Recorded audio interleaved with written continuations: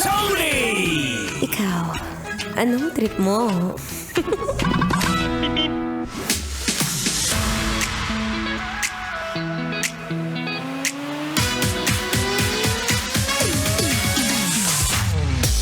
Shout out sa mga nanghihina. Nanghihina ang tuhod na para bang hindi nakatulog ng maayos kagabi kasi kinuha lahat ang lakas ni Mrs. Ayan, sinasabi ko sa'yo eh. Sabi ko kasi sa'yo maaga ka matulog, di ba? Bakit naman? Bakit naman? Ay, nagpupuyat na naman siya. Anyway, kung napupuyat ka, ako rin, puyat din ako. Puyat tayo sa kakahanap ng malakas kausap. Oo, yung mga tipong kaya kang puyatin all day, all nighter. Anyway, it's a happy Thursday, Kabisyo. Yes, I'm back. Ako pa rin to, ang babaeng takbo ng takbo. Sa isip mo. You're down na larang atleta DJ Myra Tony para sa programang Love Trip! Trip, trip, trip. Yo. Ayan na, bago ang lahat, magandang hapon. Magandang hapon sa iyo, Kuya Ate Kute. Na malakas ang volume ng radyo. Kung di pa masyado malakas, pakilakasan na, oo. Para wala kang namimiss na kahit anong tip mula kay Myra Tony. Oo, kung bago ka sa aking programa, kung kakalipat mo lang ng istasyon, ay buti naman napalipat ka. Oo, dahil ganitong oras, magmula 3 to 6 p.m. yan sa programang Love Trip. Kung saan makakausap mo ang iyong daldalerang atleta. Yes, athlete in real life.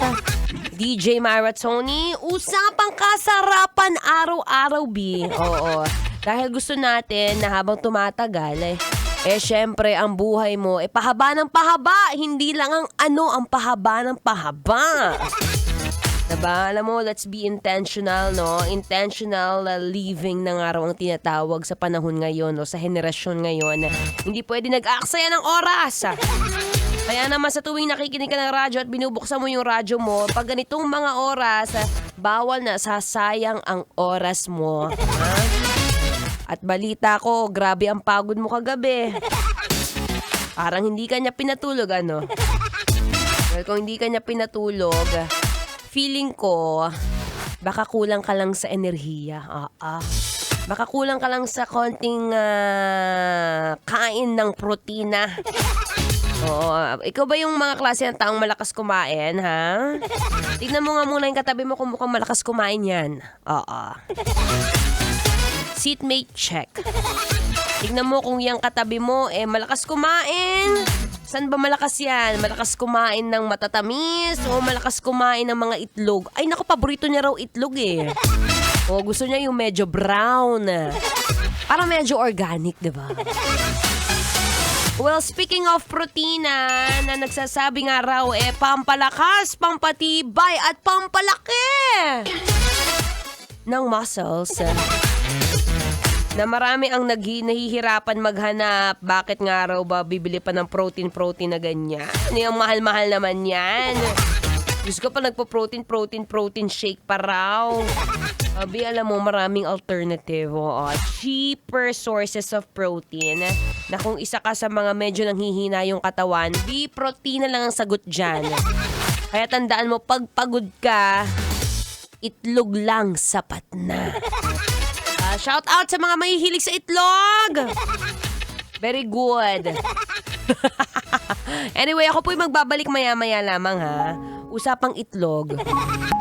Usapang protein, But for now, syempre, tuloy-tuloy muna tayo sa pakikinig ng Feel Good Music. Ngayong Feel Good Thursday. Dito pa rin sa 90.7 Love Radio. Kailangan ba bang i-memorize yan?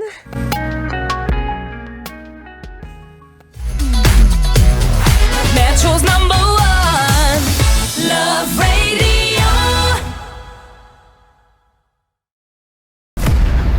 Patikimin niyo yan. Wala kayong maririnig sa akin.